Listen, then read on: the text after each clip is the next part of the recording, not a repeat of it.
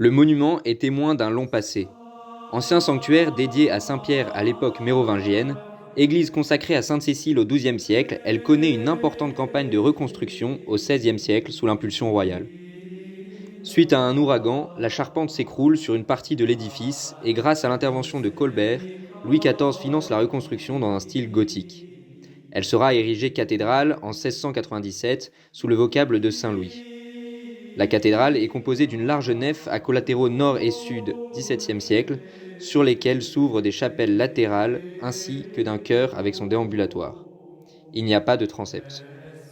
À l'intérieur, les vitraux contemporains de la nef et des bas-côtés sont l'œuvre de l'artiste hollandais Jan Dibets, ceux du chœur sont des vitraux de Lobin. Les bombardements américains lors de la Seconde Guerre mondiale avaient détruit la plupart des vitraux de la cathédrale. Ils ont été inaugurés le 22 décembre 2000. Pour célébrer la promotion de l'église au rang de cathédrale en 1697, Louis XIV offrit le buffet d'orgue en 1704. La crypte Saint-Solène se trouve sous le chœur de la cathédrale. C'est en 1927 que l'on a découvert les vestiges d'une église carolingienne, bâtie à la fin du Xe siècle par les comtes de Blois pour abriter les reliques de Saint-Solène, évêque de Chartres. La partie la plus remarquable de la cathédrale est la tour-clocher, située au nord de la façade et qui domine toute la ville. Si son soubassement date du XIIe siècle, la construction débuta en 1544.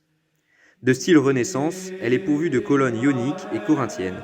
Le dernier étage est coiffé d'un dôme surmonté d'un lanternon édifié en 1603. Ce dôme paraît être une réplique de ceux qui coiffent les tours de la cathédrale Saint-Gatien de Tours.